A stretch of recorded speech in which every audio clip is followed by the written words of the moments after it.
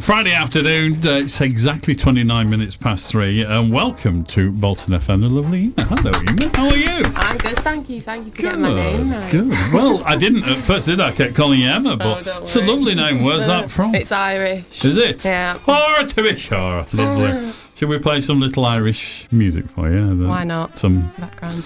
What's it called? River dance. There you go. Nice. That's the only Irish music I can think of. Anyway, enough of the xenophobia. You work for Age Concern in Bolton. Yes. Where Jim Bailey works now. Yes. No more running about in the trampoline park for you, Jim Bailey. No. Promotion and everything. It is showing. You look well. You look well. Jim Bailey, the only man I know who looks different on 3 different photographs, all taken at the same time. There, I told you it's a spaceship. So it's a befriending service even. Emer, you are the PALS Service Coordinator. Yeah. Tell us a bit about what the PALS service is then. So PALS is very similar to befriending. It's not quite befriending. So PALS stands for Promoting Active Lives, and it's trying to get people out and about, improving their physical and mental well-being by finding their independence and confidence to be able to go out again on their own. So we match them with a volunteer based on like interests and area, and then they'll start going out maybe like to a cafe or on walks, whatever the person wants to do. And hopefully the aim is that they'll be able to go out on their own again. So how do you find the volunteer and the person that they're going to volunteer with? The client quite often gets referred to us from a lot of different services, like medical services, or people refer themselves as well. Volunteers, which is why we're here, we need a lot more. Yeah, I can imagine, we've only got 2 volunteers at the minute on that project, and then I'm taking people out myself as well, so we need a lot more. But anyone is welcome to come on board. So first of all, the clients, as we'll call them, who are they then? I mean, are they? So give me the criteria: how old and where and everything for that, please. They have to be 50.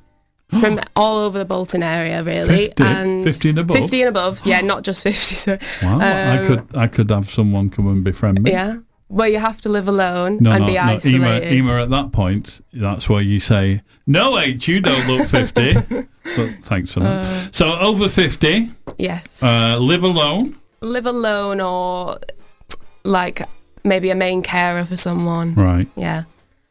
In Bolton. In the Bolton, all over the Bolton area, yeah. Horwich and right up to Brakemet and all that. Yeah. Oh, okay. So they get referred to you or they refer themselves. So what about, I assume then you interview them and you say, well, what are your interests and your hobbies? Interests and hobbies. A lot of people at the minute do just want to get out and about for a walk or to a cafe. A lot of people aren't physically able, or they're not mentally able quite yet. So it's baby steps really trying to get them out and about. But the volunteer, we're hoping to get a wide range of volunteers that might have experience. They don't necessarily need any experience. Anyone is welcome on board, but if they have kind of experience with dementia or mental health issues and they have a bit of spare time on their hands, if you have a part-time job or retired, then we're just trying to get as many people on board. So it's quite, I suppose you're asking for quite a lot of a volunteer then. It's not just a case of a volunteer coming along and saying, I'll go and take Bernard out for a cup of tea and that. Yeah, it's not Is it a bit more involved with that then? Yeah, that would probably be quite more befriending, but this is more getting them out and about, which I think is maybe a bit more rewarding, or because it's quite a time-limited project as well. It's only till August, so we're hoping that it could be quite a big impact in a short time. So hopefully it might be a bit more to ask, but it'll be a bigger reward for the volunteer. So what do you need from a volunteer then? What sort of things are you going to ask them and need from them? Not much, to be honest, just to be a nice person, dedicated. We need an hour or 2 a week, preferably. Fortnightly is okay too. We'll do a full DBS in them and 2 references, but they can do evenings and weekends as well if that's all they can do. And what's the minimum sort of time you need from them? Minimum is probably about an hour a fortnight. Wow, so it's not a lot then, really, no, is it, not loads, no. Some clients only want fortnightly as well, so Now, some friends of mine, my mate's brother and his girlfriend, during lockdown, they befriended an elderly gent who lived next door but one to them. And so they used to do all his shopping for him and all that, and go around and see to him and get his paper every day and his tobacco and all that. And that was nice. I imagine through this, though, friendships do form. Yeah, we try and obviously make it clear from the beginning that the aim is to get the person out and about on their own, and that they'll try and formulate a plan together and with us to take the steps to get there. So it's clear from the beginning that it's not going to be a fully long-term thing. But yeah, I'm sure people might become really good friends, and they might take it off on their own. But then... So do you supervise the situation? Because I'm just thinking if they get with someone they don't particularly get on with, do you deal with that then? Or, we've not had that yet, No. but obviously it is a possibility.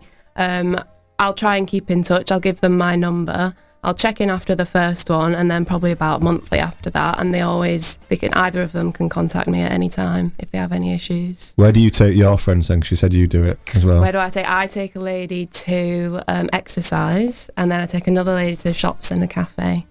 The lady going to the exercise has actually sent me something. She said that PALS has shown her that there are people who will listen and that there is hope. We should never feel we have to struggle alone, which is nice. Oh. Will you befriend me? No, you're all right. Okay, thanks. Anyone else? That's just not you. Yeah. Jim, how are you advertising this? What if people need to know a bit more? Because you're the comms person for Age Concern, so... Yeah, we've got a just handed poster and a flyer. He's just handed me back my own flyer that I gave him. As if you don't know what's in it. Yeah. But there's going to be flyers and there's going to be some posters as well. I think Emer's going to be doing a bit of a whip round, sticking some flyers up and whatnot and giving those out.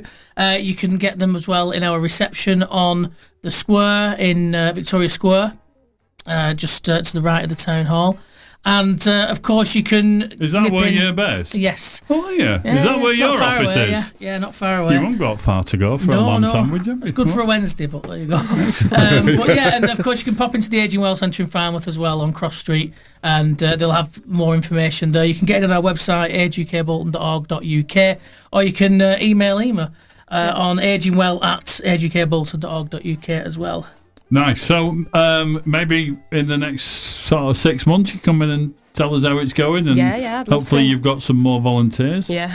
And if you sat at home now, I suppose the good thing as well is if someone sat at home now who's feeling a bit lonely and would like some company, it's a two-way situation, really, isn't it? Yeah. You can then go and friend someone and take them out for a brew and that's it. a temping bowling or something. If there's somebody, if there's the people out there that are, that have no problems going out and about, and they've not got that social anxiety, but they feel like they could just do with somebody to talk to, somebody to go out with, then there's no reason why they can't volunteer and get just as much out of it as the person that they they linked up with. Fantastic.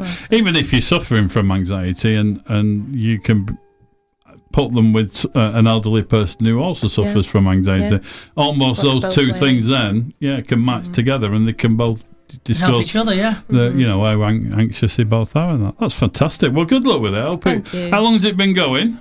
I started the job mid-December. Okay. And then it's till August. Until August. And does that then depend on more funding? Yeah, it does. Oh, well, fingers crossed that you get that then. And nice one. Emer, lovely to meet you. Thank you for coming in. 96.5 Bolton FM. Right, let's do this then from Mike